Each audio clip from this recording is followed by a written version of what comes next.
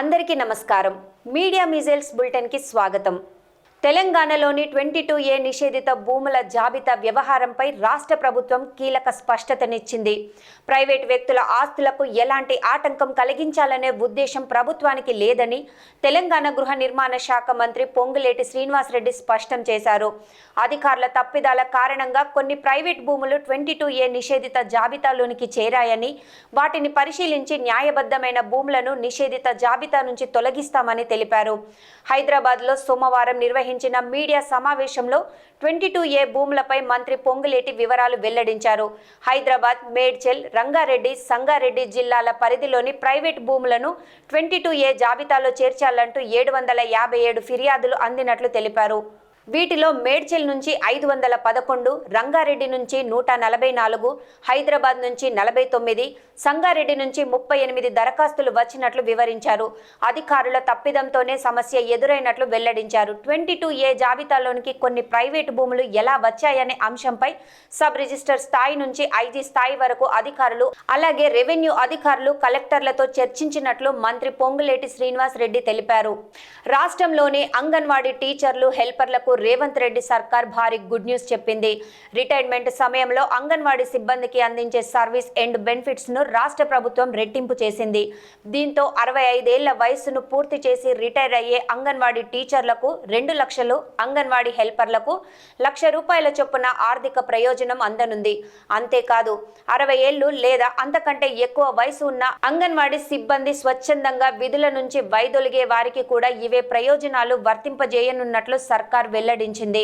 కేంద్ర ప్రభుత్వ మిషన్ సంక్షేమం అంగన్వాడీ పోషణ్ 2.0 మార్గదర్శకాల ప్రకారం అంగన్వాడీ సిబ్బందికి గరిష్ట పదవి విరమణ వయస్సును 65 ఏళ్లు నిర్ణయించారు. గతంలో అంగన్వాడీ టీచర్లకు ₹1,00,000, హెల్పర్లకు, మినీ అంగన్వాడీ వర్కర్లకు 50,000గా సర్వీస్ అండ్ బెనిఫిట్స్ ఉండేవి. అయితే ప్రభుత్వం ఈ మొత్తాలను పెంచింది. కొత్త నిబంధనల ప్రకారం 65 ఏళ్ల వయసులో విధుల నుంచి వైదొలిగే అంగన్వాడీ టీచర్లకు 2 లక్షలు, హెల్పర్లకు 1,00,000 చొప్పున సర్వీస్ అండ్ బెనిఫిట్స్ అందిస్తున్నారు. తెలంగాణలోని పారిశ్రామిక రంగాన్ని మరింత బలోపేతం చేసే దిశగా రాష్ట్ర ప్రభుత్వం కీలక అడుగులు వేస్తుంది.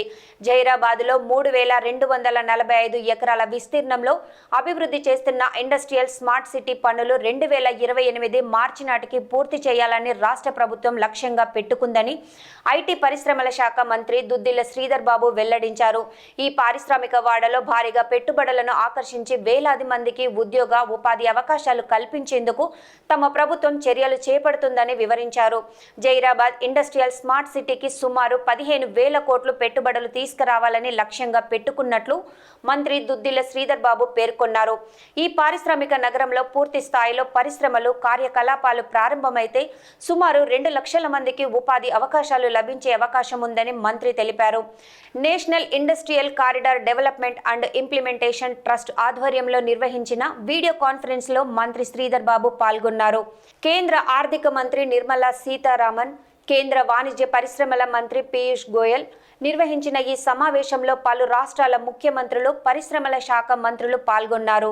తెలంగాణలోని 22A నిషేధిత భూముల జాబితాల వ్యవహారం రాజకీయంగా తీవ్ర దుమారం రేపుతుంది.